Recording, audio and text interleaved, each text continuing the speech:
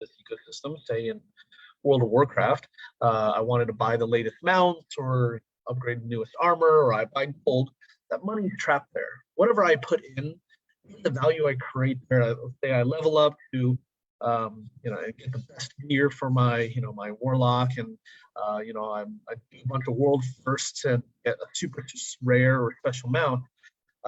Largely, that value that I created or that I earned is trapped in that ecosystem, and I can never do anything with it. In fact, if I wanted to do something with it, like a lot of people did, that was breaking the terms of service, right? Like people would go through hoops to sell their accounts on eBay and then pay through PayPal and stuff like that. But then when Blizzard caught on, you get their accounts banned. So you think about all this value that's created that is then lost and trapped in this like Web 2.0 version of a gaming ecosystem. Whereas GameFi, Web 3.0 gaming, or this new iteration of gaming, basically that allows for digital asset ownership, allows for the free flow of an extraction and exchange of value. So I put money in, I put time in, I put effort in, I put a lot of study and theory crafting in.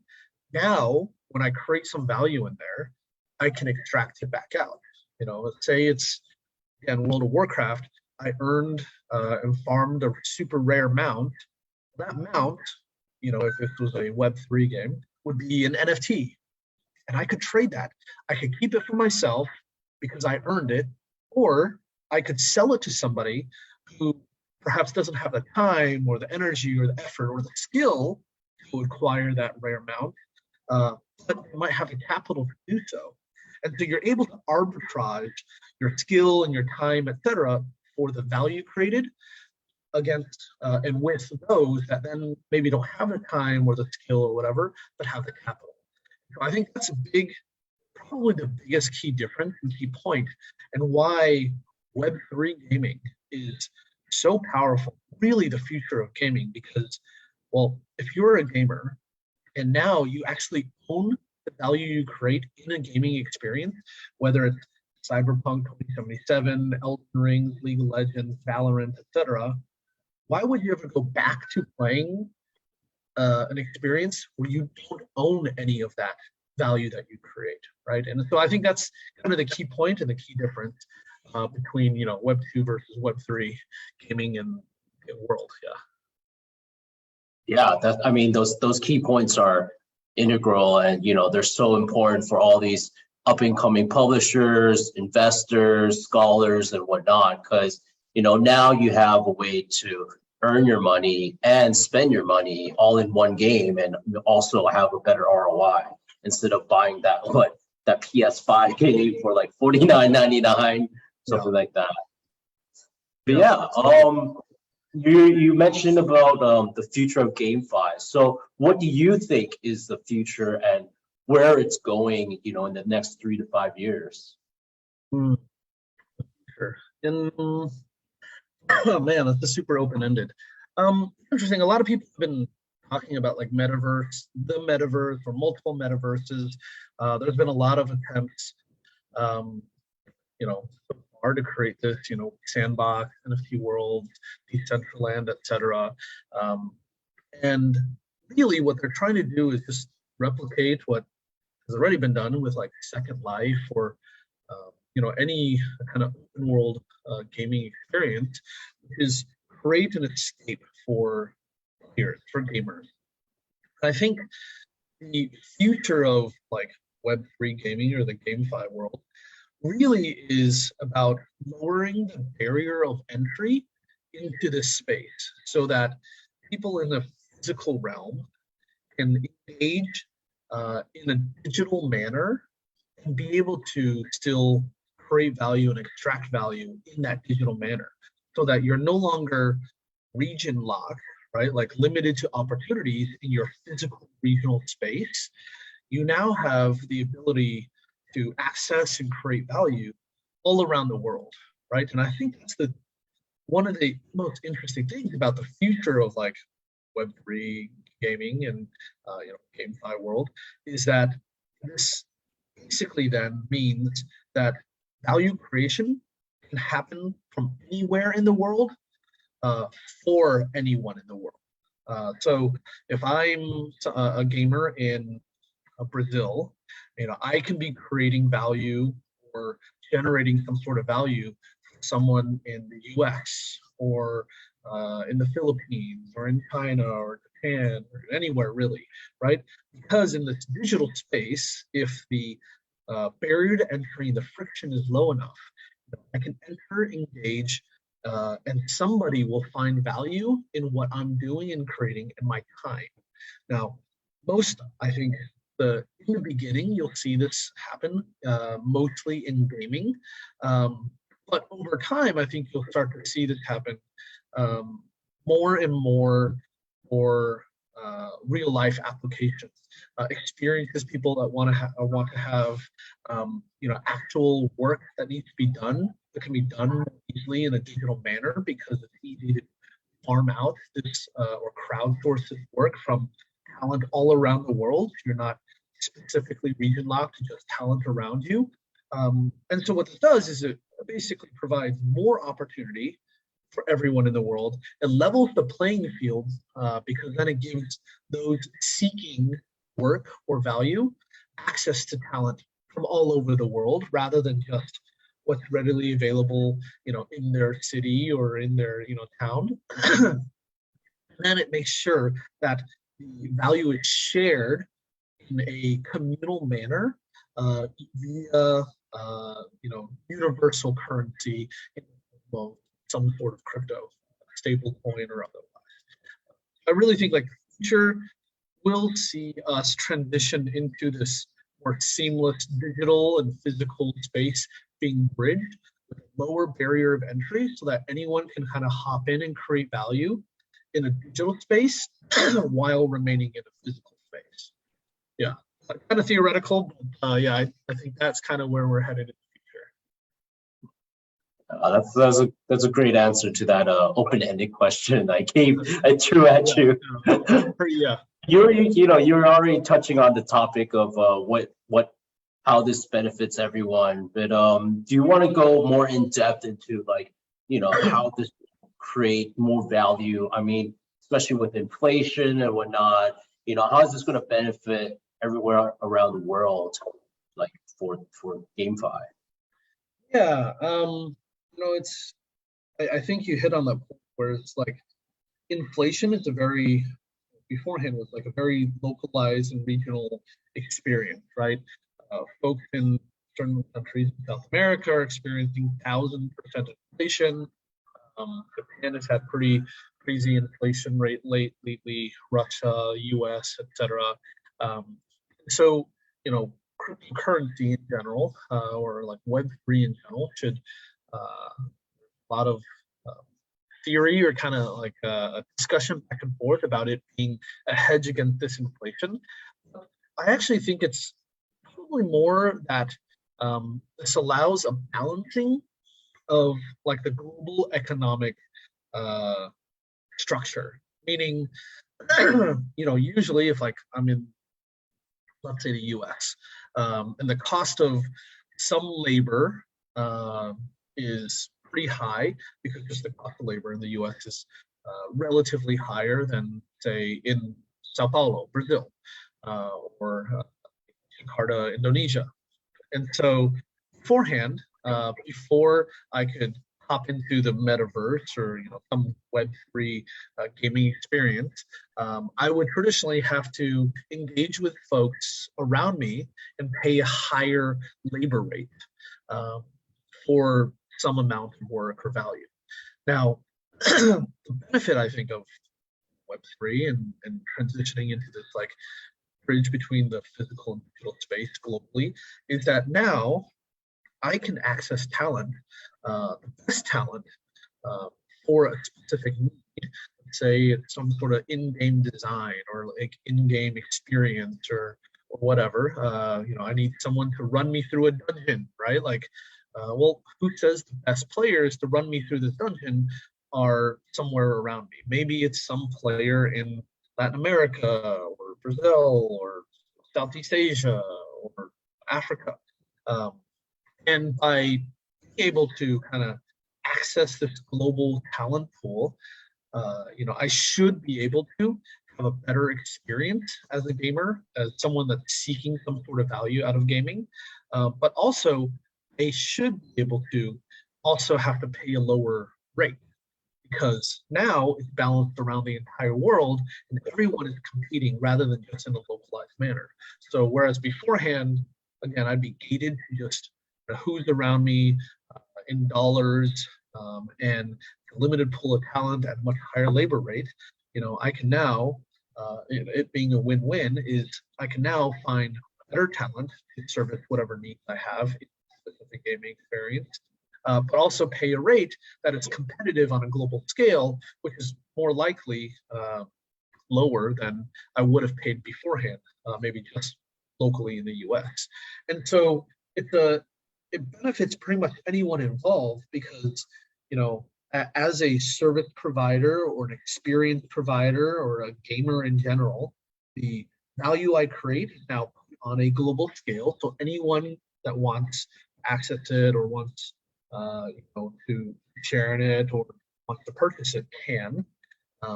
So I get a mass market. I get to appeal to essentially anyone in there, out there. And then from the other perspective, as a consumer of these services, access so much more, but also at a much lower and competitive rate than beforehand through Cyber.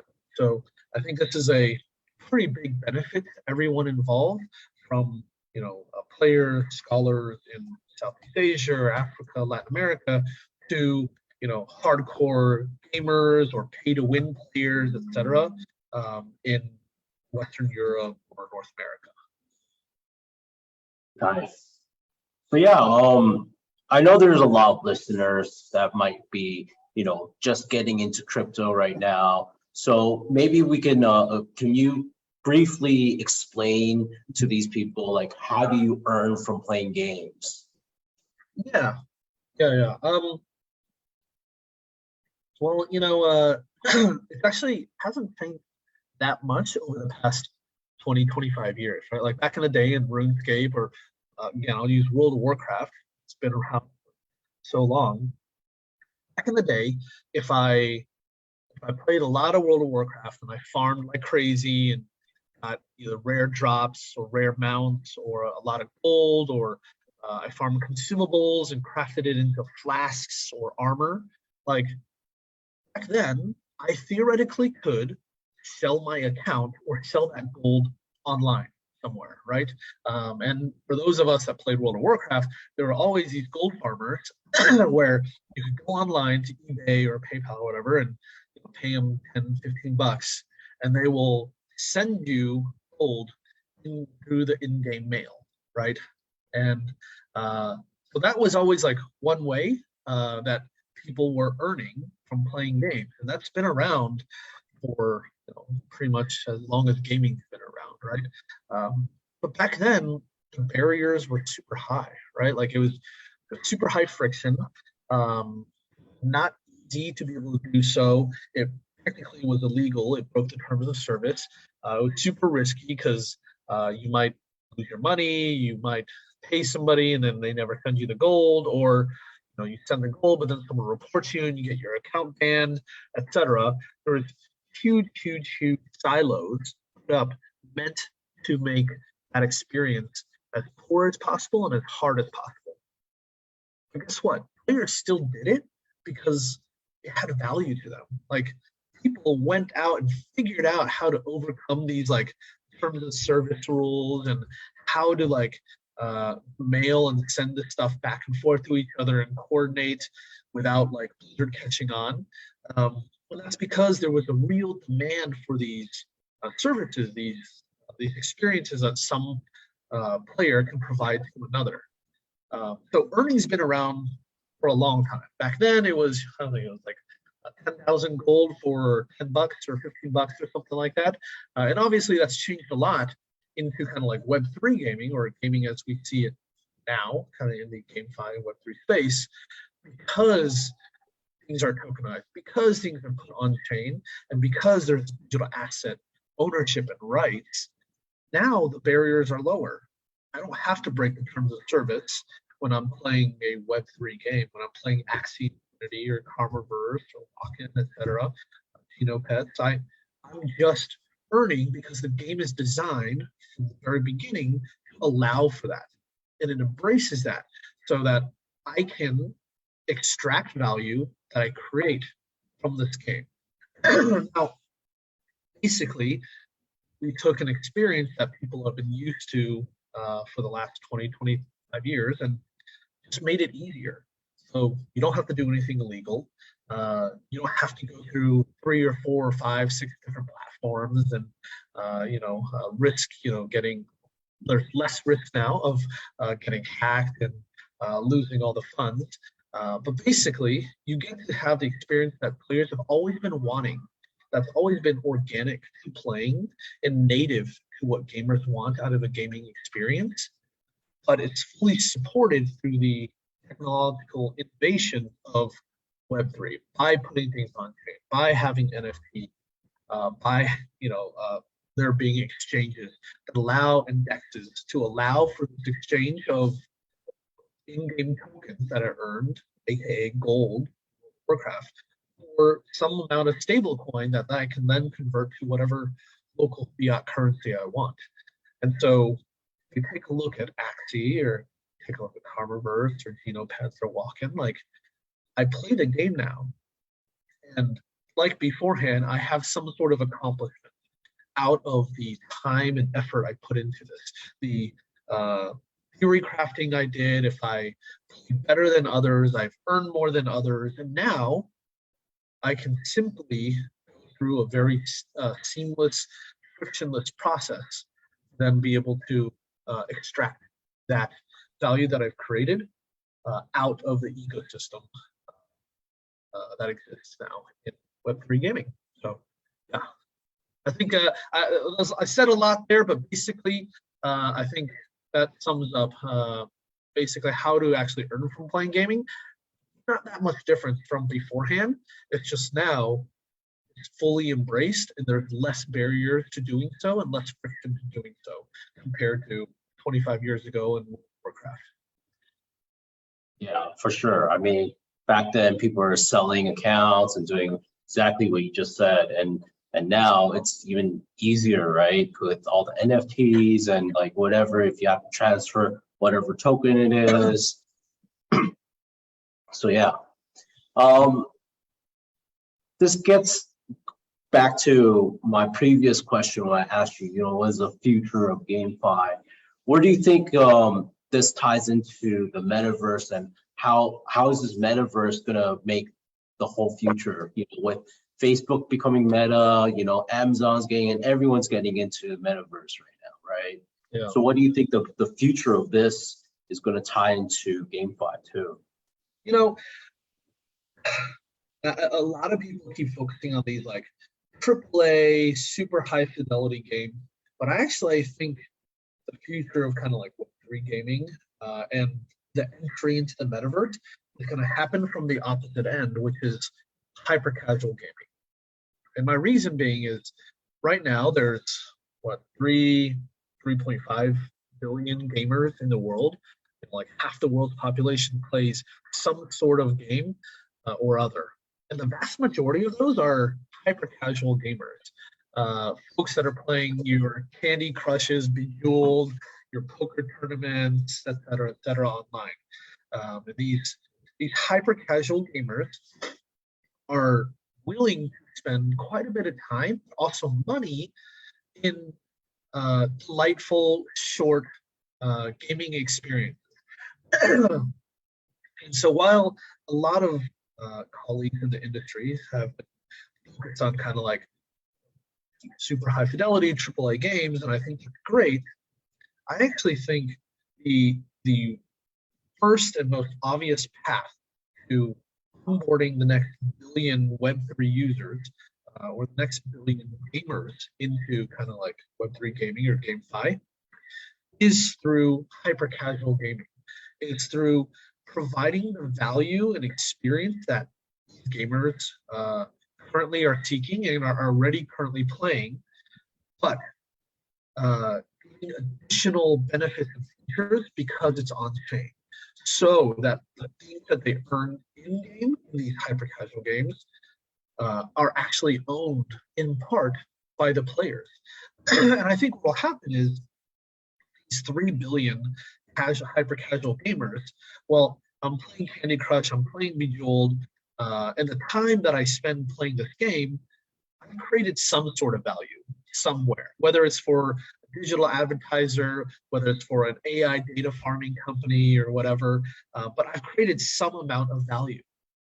And through tokens and NFTs, there's a way to share in this value that I've created because I've spent time in this game.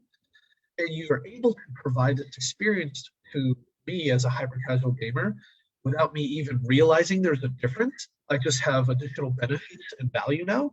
Well, it makes 100% sense for me to default to playing this game, playing this experience, and then onboarding into Web3 because, well, the experience is pretty much seamless and I have additional value. So why wouldn't I play a Web3 game? Why wouldn't I create a wallet? I can now extract some value out of it. And so I think the future of this kind of like Web3 GameFi world and space, next few years will be driven actually by hyper casual gaming. And you'll see mass adoption first happen here rather than in the AAA space. AAA space, anyways, is just a much smaller percentage of the gaming world, gaming industry. The players tend to be much pickier, have a much higher standard anyways. And the games and game studios that are creating those AAA experiences, they're more risk averse. They're slower to adopt and embrace Web3 because they don't have to. They're waiting for others to prove out the experience. And so your real AAA experiences are going to be slower to market, are going to be harder to convince mass amounts of players to adopt it. So why fight against that tide? You know, I'm advocating for embracing casual and hyper casual games, onboarding this next billion users that really understand and get the benefit from the features of Web3. And then that will drive overall adoption in the industry because now the mass market is using a wallet, is on chain, and is having transactions on the blockchain. Well, that's an awesome answer to the future, since we're all speculating on what is. But yeah, I totally agree with you. Hyper casual gaming is part of that future. So speaking of the future, what is the YGG SEA plan for the next 6 months, year? Yeah, that's a great question. And so actually, I think what YGG is doing is aligning ourselves very well to this vision of onboarding the next billion users in Web3. And we'll do our part because there's 700 million gamers in Southeast Asia by embracing also AAA games, but a lot of these hyper casual games that are meant for your everyday gamers, your everyday users, individuals across Southeast Asia that are already gaming, that would be willing and excited to join our community of gamers to help pull them through the experience of how to onboard into Web3, how to make the most of the Web3 experience once they've played and generated some value in a Web3 game or a GameFi game, how to then actually make the most of it and extract that value. The entire process itself, up till now, is pretty anxiety driven, right? Like, it's not easy onboarding into Web3, right? Like, creating a wallet isn't easy. Buying your first NFT isn't easy. The onboarding and offboarding process, on-ramp and off-ramp process of like fiat into some token, into crossing chains, bridging a chain, and then back into another crypto token, and then back into fiat is really anxiety driven. It's pretty tough, actually. And so, YGG SEA's purpose is to create the largest gaming community and ecosystem to support this transition from Web 2 into Web 3 through the gaming experiences that we can provide that we have early access to. We help onboard, we help educate, we help the community build and self-teach and create content for each other. And then we help teach them how to optimize that experience, optimize that play, and then make the most out of that value creation that they have, and then how to extract it to impact their daily lives. And so I think you'll see in the next 6 to 12 months a big push by us, specifically into the casual and hyper casual gaming space, a big push on creating content and communities around this like Web 2 to Web 3 transitional gaming space of users that previously were in Web 2 but have now dipped their toes into Web 3, and utilizing these advocates of new Web 3 gamers to then help proliferate the benefit and show the benefit, the real tangible benefit of playing a Web 3 game to their own community. And you'll see that our efforts are going to be super grassroots. All of our country managers are driving localized campaigns to then make sure that the resonance with their local player is felt through the right local channels, in the right local language, through the right local economic structure and incentives and partnerships as well for each country. So I think all of that is to say, you'll see us go super local, tailoring the experiences to the needs of local players in each regional community around Southeast Asia. And you'll see us focusing first kind of on the casual and hyper casual gaming genres, because that's the lowest barrier of entry, that's the easiest to onboard individuals in. And then once they've onboarded into kind of this initial Web3 ecosystem, we can then start layering on more complex games, more AAA, SLG, open world style games that require a little bit more work, more learning curve, more sophistication. But once they're in, it's easier to help elevate them through the entire gaming experience and process. Wow, that was definitely super educational, not only for our listeners, but also to me. Like, I learned so much. I learned so much from you, Dan, every time we talk about crypto and the whole gaming space. So it was such a pleasure to have you on today. I know you're busy, trying to sign more games and checking out different games. But to our listeners out there, do you have any final words? Yeah, first I want to say thanks for having me here. I'm super honored, and it's a pleasure to speak to everyone and to you. If there's any listeners out there, any individuals in the community, I would just welcome anyone and everyone that have an interest just in gaming to give it a try. Join our community, talk to other gamers in the community, sign up if you want a scholarship. If you're interested at all into what it's like to play a game in Web3, you can reach out to other scholars and players in the community. You can reach out to us. You can apply to be a scholar. We will help you through the process. We'll show you the benefits of being in Web3 versus playing traditional Web2 games. We will show you how the gaming experiences now are better fit and more valuable with benefits to you as a gamer. And then we will help you onboard through the entire process to make it as less intimidating as possible. So I would just welcome anyone that has an interest. Please reach out, come look for us on Discord, Facebook, Twitter, Telegram. We're a super welcoming community, and we'd love to have you on board this journey of transitioning Web 2 to Web 3. Thanks a bunch, man. Really excited and thankful to be here. Yeah. Well, thank you again for your time. And for all you listeners out there, we're doing this 6th episode where we teach you about GameFi, GameFi, everything that has to do with Web3, with the YGG SEA, top management, the co-founders, the CGO, Dan, who's the CG Chief Gaming and Investment Officer, And next month, we're going to have it with a co-founder and their insights on how to grow during the bear market.